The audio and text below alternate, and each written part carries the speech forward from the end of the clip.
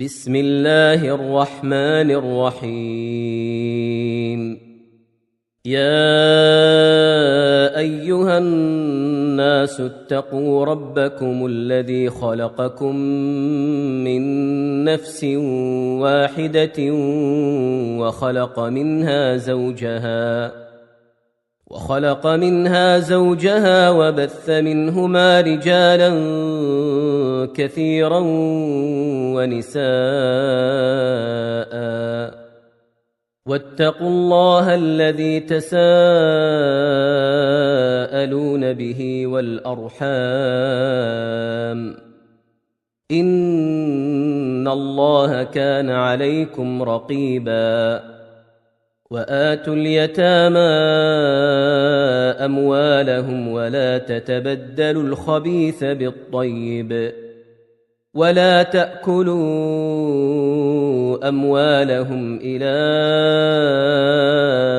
أموالكم، إنه كان حوبا كبيرا. وإن خفتم ألا تقسطوا في اليتامى فانكحوا ما طاب لكم من النساء مثنى وثلاث ورباع، فإن خفتم ألا تعدلوا فواحدة أو ما ملكت أيمانكم، ذلك أدنى ألا تعولوا. وآتوا النساء صدقاتهن نحلة، فإن طبن لكم عن شيء منه نفسا فكلوه هنيئا مريئا. ولا تؤتوا السفهاء أموالكم التي جعل الله لكم قياما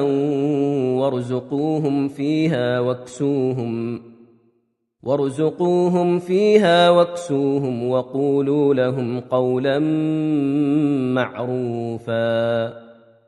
وابتلوا اليتامى حتى إذا بلغوا النكاح فإن آنستم منهم رشدا فادفعوا إليهم أموالهم، ولا تأكلوها إسرافا وبدارا أن يكبروا. ومن كان غنيا فليستعفف، ومن كان فقيرا فليأكل بالمعروف. فإذا دفعتم إليهم أموالهم فأشهدوا عليهم، وكفى بالله حسيبا. للرجال نصيب مما ترك الوالدان والأقربون، وللنساء نصيب مما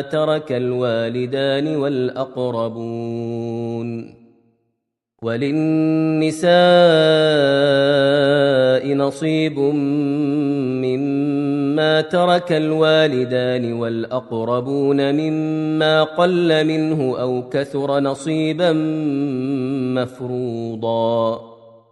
وإذا حضر القسمة أولو القربى واليتامى والمساكين فارزقوهم منه وقولوا لهم قولا معروفا. وليخشى الذين لو تركوا من خلفهم ذرية ضعافا خافوا عليهم فليتقوا الله وليقولوا قولا سديدا. إن الذين يأكلون أموال اليتامى ظلما إنما يأكلون في بطونهم نارا وسيصلون سعيرا. يوصيكم الله في أولادكم للذكر مثل حظ الأنثيين، فإن كن نساء فوق 2 فلهن ثلثا ما ترك، وإن كانت واحدة فلها النصف، ولأبويه لكل واحد منهما السدس مما ترك إن كان له ولد، فإن لم يكن له ولد وورثه أبواه فلأمه الثلث، فإن كان له إخوة فلأمه السدس من بعد وصية يوصي بها أو دين. آباؤكم وأبناؤكم لا تدرون أيهم أقرب لكم نفعا، فريضة من الله، إن الله كان عليما حكيما.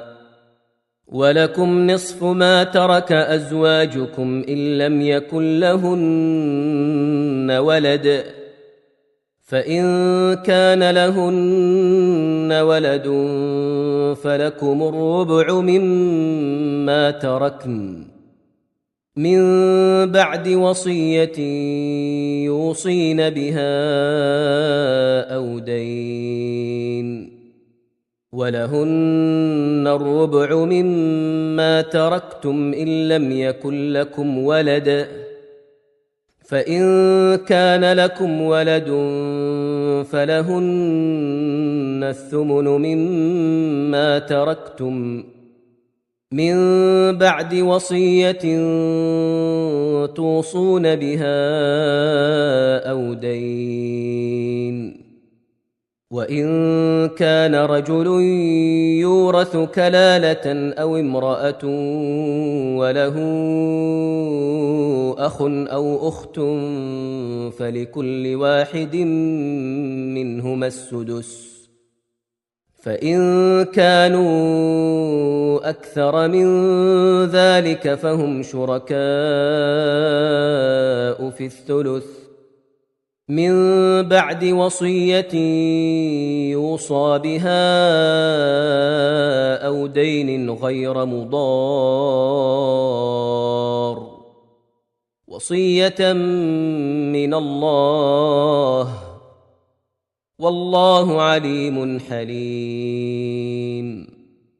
تلك حدود الله، ومن يطع الله ورسوله يدخله جنات تجري من تحتها الأنهار خالدين فيها، وذلك الفوز العظيم.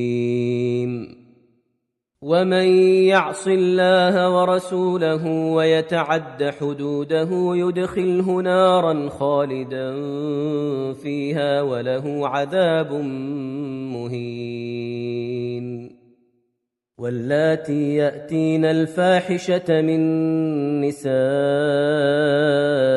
فاستشهدوا عليهن 4 منكم، فإن شهدوا فأمسكوهن في البيوت حتى يتوفاهن الموت أو يجعل الله لهن سبيلا.